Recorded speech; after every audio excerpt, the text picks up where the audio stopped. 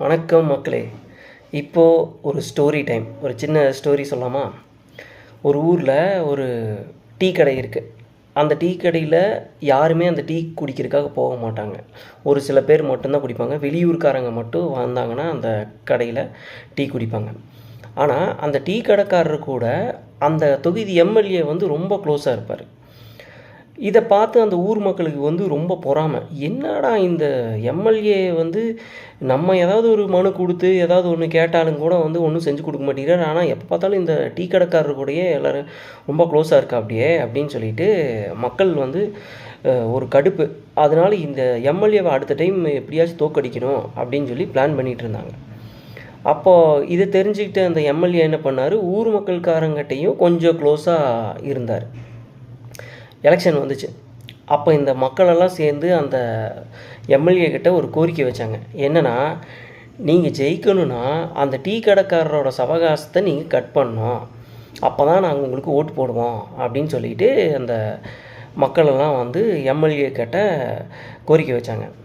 இந்த எம்எல்ஏ பார்த்தாரு, இந்த டீ கடைக்காரரோட ஒரு ஓட்டு முக்கியமா இல்லை ஒட்டுமொத்த தொகுதி மக்களோட ஓட்டு முக்கியமா அப்படின்னு பார்த்துட்டு சரின்னு சொல்லி டீ கடைக்காரரோட சவகாசத்தை அவர் கட் பண்ணிட்டார். இப்போ என்னாச்சு, டீ கடையில் சுத்தமாக கூட்டமே இல்லை. யாருமே 1-2 பேர் குடிக்கிறவங்க கூட வரமாட்டேங்குது.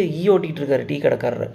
அப்போ என்ன பண்ணார், டீ கடைக்காரர் டீயை வெறும் 2 ரூபாய்க்கு டீ அப்படின்னு சொல்லி கொடுத்தாரு, ரொம்ப கம்மியான ரேட்டுக்கு.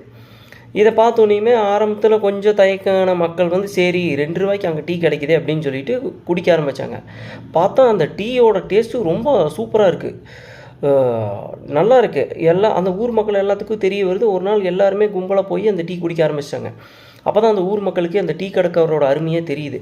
இப்போ என்னாச்சுன்னா, டீயை குடிச்சிட்டு அந்த ஊர் மக்கள் எல்லாருமே நம்ம எம்எல்ஏ சரியில்லை, அது சரியில்லை அப்படின்னு சொல்லிட்டு அந்த எம்எல்ஏவே புரளி பேச ஆரம்பிச்சிட்டார். இதை பார்த்தோன்னே அந்த டீ கடைக்காரர் ஒரு நாள் எம்எல்ஏவை கூப்பிட்டு தனியாக சொன்னார். அதாவது இப்போது உங்களுக்காக அந்த மக்களுக்காக நீங்கள் என்ன வெறுத்தீங்க, ஆனால் இப்போ அதே மக்கள் உங்களை தப்பாக பேசுகிறாங்க பார்த்தீங்களா? ஸோ நான் என்ன சொல்கிறேன்னா, நீங்கள் நல்லது செஞ்சாலுமே பப்ளிக்காக செய்யாதீங்க. தனியாக எது நல்லதையும் கூட மறைஞ்சு இருந்து வச்சு பண்ணுங்கள். பப்ளிக்காக பண்ணுனா அதனாலேயும் நமக்கு பல பிரச்சனைகள் வரும் அப்படின்னு சொல்லிட்டு அந்த டீ கடைக்காரர் அந்த எம்எல்ஏக்கு அட்வைஸ் பண்ணிட்டு போனார். இந்த கதையை பற்றி நீங்கள் என்ன நினைக்கிறீங்கன்னு கமெண்ட் செக்ஷனில் கமெண்ட் பண்ணுங்கள். பாய். அடுத்த வீடியோவில் பார்ப்போம். பாய்.